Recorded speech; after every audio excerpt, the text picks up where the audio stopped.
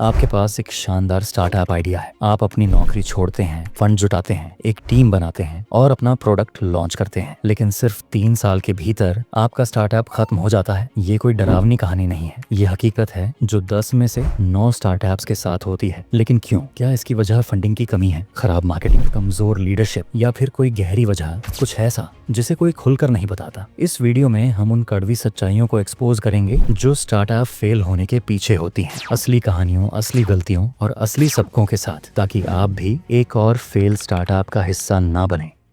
CB insights की एक report के मुताबिक 90% स्टार्टअप्स फेल हो जाते हैं। इनमें से 70% पहले 5 साल के अंदर ही बंद हो जाते हैं। और हैरानी की बात यह है, इनमें से ज्यादातर न तो कोई फ्रॉड होती है और न ही बेकार आइडिया। ये स्टार्टअप्स ऐसे लोगों द्वारा चलाए जाते हैं जो पैशनेट हैं, टैलेंटेड हैं, ठीक आपकी तरह। चलिए अब जानते हैं कि आखिर ये स्टार्टअप्स क्यों फेल होते हैं और कैसे करोड़ों की फंडिंग पाने वाले बिजनेस भी इस रास्ते पर चले गए। क्विबी ने 1.75 अरब डॉलर की फंडिंग उठाई थी, एक स्ट्रीमिंग प्लेटफॉर्म जो सिर्फ फोन पर शॉर्ट सिनेमैटिक कंटेंट दिखाने के लिए बनाया गया था। इसकी शुरुआत की थी हॉलीवुड के दिग्गज जेफरी कैटzenberg और मैग विटमैन जैसे बड़े नामों ने। इतनी बड़ी टीम, इतना पैसा, लेकिन फिर भी क्विबी सिर्फ 6 महीनों में बंद हो गया। क्यों? क्योंकि उन्होंने ये मान लिया कि लोग नेटफ्लिक्स जैसा कंटेंट 10-10 मिनट की क्लिप्स में देखना चाहेंगे, लेकिन उन्होंने कभी ये चेक ही नहीं किया कि लोगों को असल में ऐसी किसी चीज की जरूरत भी है या नहीं। उन्होंने एक जबरदस्त आइडिया पर भरोसा किया, लेकिन यूजर्स की जरूरतों को समझने में चूक गए। इससे हमें सबक यह मिलता है कि अपने आइडिया से प्यार मत करो, कस्टमर की प्रॉब्लम को सॉल्व करने से प्यार करो, वरना आपका स्टार्टअप भी सिर्फ एक शॉर्ट फिल्म बनकर रह जाएगा जिसकी ऑडियंस ही नहीं है। कैटेरा ने $2 बिलियन की भारी भरकम फंडिंग जुटाई थी। मकसद था कंस्ट्रक्शन इंडस्ट्री को टेक्नोलॉजी की मदद से पूरी तरह बदल देना। उन्होंने हजारों लोगों को हायर किया, बड़े बड़े प्रोजेक्ट्स हाथ में लिए और बहुत तेजी से स्केल करना शुरू किया। लेकिन दिक्कत ये थी, उनकी कमाई उस रफ्तार से नहीं बढ़ रही थी जितना वो खर्च कर रहे थे। बिना किसी सस्टेनेबल इनकम मॉडल के कैटेरा ने तेजी से पैसा जलाया, ऑपरेशंस में भारी गड़बड़ियां हुई और आखिरकार 2021 में कंपनी ने दिवालिया होने की घोषणा कर दी। कड़वी सच्चाई ये है कि ग्रोथ मतलब सफलता नहीं होती। अगर आपकी कमाई से ज्यादा आपका खर्चा है तो आप खुद के लिए कब्र खोद रहे हैं। कैटेरा का सफर यही बताता है कि सिर्फ पैसा और टीम ही काफी नहीं, असली गेम है स्मार्ट सस्टेनेबल ग्रोथ का।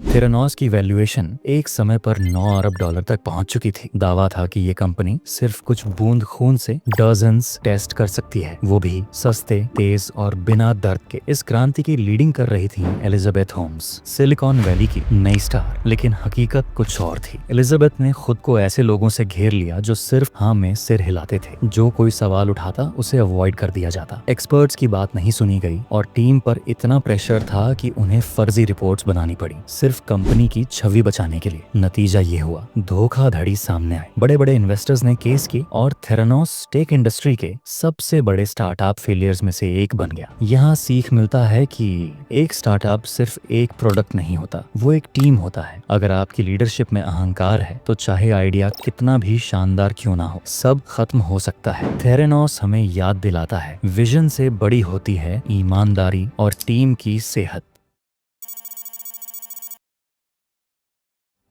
AskMe.com एक समय पर भारत का तेजी से बढ़ता हुआ लोकल सर्च और ई-कॉमर्स प्लेटफॉर्म था। इन्होंने भारी भरकम खर्च किए, टीवी पर एडवर्टाइजमेंट, बड़े बड़े होर्डिंग्स, सेलिब्रिटी एंडोर्समेंट्स और देश भर में एक्सपेंशन। मलेशिया की बड़ी कंपनी एस्ट्रो ग्रुप जो बैंकिंग संभाल रही थी, जिससे फंडिंग की कोई कमी नहीं थी। लेकिन इसके बावजूद 2016 में AskMe.com पूरी तरह से बंद हो गया। क्यों?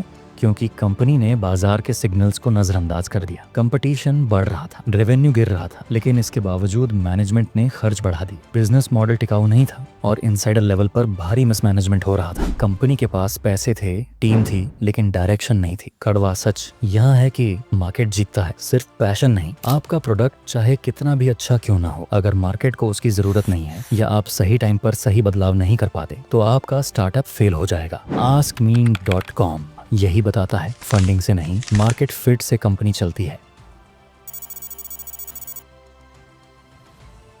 आजकल के कई फाउंडर्स इन्वेस्टर्स के पीछे भाग रहे हैं, कस्टमर्स के पीछे नहीं। जैसे ही सीड राउंड मिल जाता है उसे किसी ट्रॉफी की तरह सेलिब्रेट करते हैं, लेकिन भूल जाते हैं कि फंडिंग सिर्फ फ्यूल है। अगर आपकी गाड़ी का इंजन यानी बिजनेस मॉडल ही खराब है तो चाहे जितना फ्यूल डालो वो गाड़ी दूर तक नहीं जाएगी। एकदम ऐसा ही हुआ टेक्नोवल के साथ। ये एक फूड डिलीवरी स्टार्टअप था जिसने 100 करोड़ रुपए से ज्यादा की फंडिंग उठाई। बिना यूनिट इकोनॉमिक्स समझे इन्होंने पूरे भारत में तेजी से एक्सपैंड कर लिया, लेकिन जल्द ही हालात बेकाबू हो गए। कई शहरों में ऑफिस बंद हुए, एम्प्लॉइज की छंटनी हुई और 1 साल के अंदर कंपनी बंद हो गई। यहाँ सीख मिलता है कि फंडिंग सफलता नहीं है, रेवेन्यू है। कस्टमर से पैसा कमाना सीखो, तभी स्टार्टअप टिकेगा, वरना फंडिंग सिर्फ एक दिखावा बनकर रह जाएगी।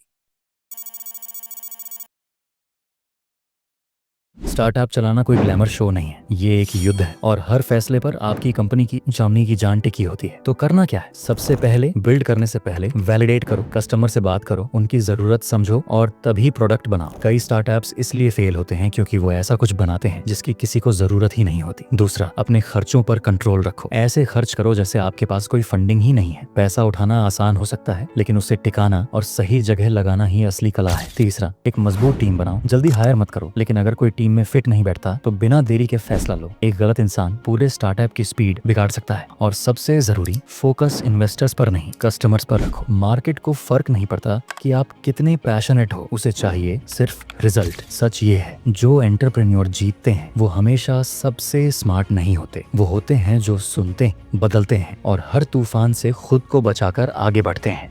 अब आप जान चुके हैं कि ज्यादातर स्टार्टअप्स क्यों फेल होते हैं। अब सवाल ये है, क्या आपका स्टार्टअप इनसे अलग होगा? अगर इस वीडियो ने आपकी आंखें खोली हैं तो एक छोटा सा फेवर करिए, इस वीडियो को लाइक कीजिए, सब्सक्राइब करिए और उस दोस्त के साथ शेयर कीजिए जो कोई स्टार्टअप चला रहा है या उसका सपना देख रहा है, क्योंकि ये सच्चाइयाँ शायद उसका भविष्य बचा लें। और अगर आप चाहते हैं कि मैं किसी स्टार्टअप सक्सेस स्टोरी का डीप ब्रेकडाउन लाऊं तो नीचे कमेंट करें सक्सेस, अगली वीडियो उसी पर होगी। अगर आपको रिच माइंडसेट कैसे वर्क करता है यह जानने में इंटरेस्ट है तो स्क्रीन पर दिखने वाले वीडियो पर क्लिक करो और मैं आपसे वहीं पर मिलूंगा।